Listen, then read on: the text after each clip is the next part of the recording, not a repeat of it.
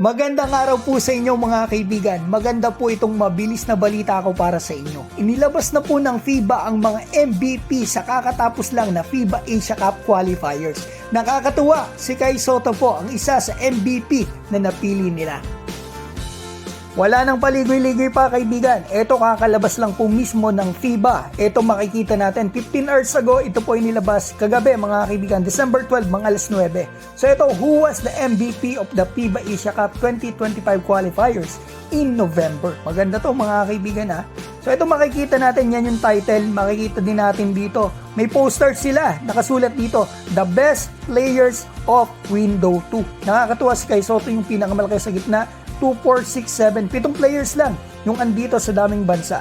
So ito mga kaibigan, makikita natin dito, sinulto sa Lebanon. Basahin nyo po ito.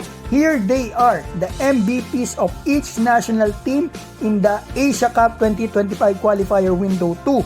Check out to see if your favorite player made the list. So tingnan natin dito yung mga MVPs na napili po nila sa bawat bansa sa Asia Cup.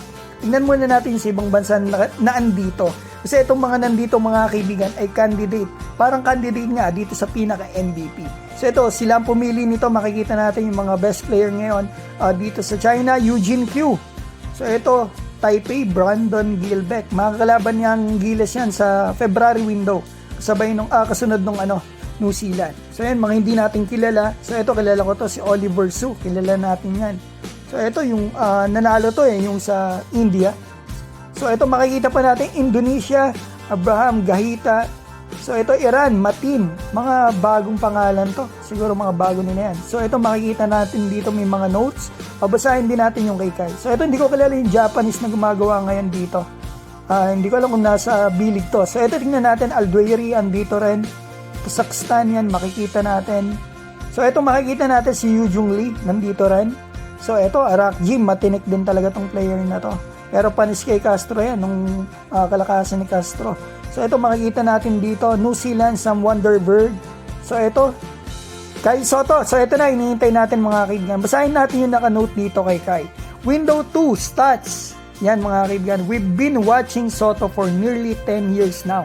And it's still amazing how smart of a player he is, which he put on display in both games of window, especially when he put up 19 points, 10 rebound, and 7 assists in an important win against New Zealand.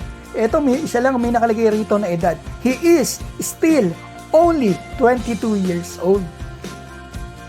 So ayan mga kaibigan, FIBA na po ang pumili at naglabas niyan. Kai Sotto, isa sa MVP ng Asia Cup Qualifier November window and one of the best player in window 2. Nice one Kai Sotto, ipagpatuloy mo ang iyong pagsusumikap, maabot mo rin ang iyong pangarap.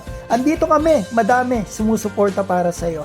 Shoutout ko po pala si Leo Lapitan ng Brunei, Rowel Martinez, Lina Bachika ng Hong Kong, Miro ng Hong Kong, Raul Ramos ng Chicago, Annette Allegra din ng USA, Donnie Gagin ng Canada, Badasan Michael at G. Malari. Mga kaibigan, maraming salamat po.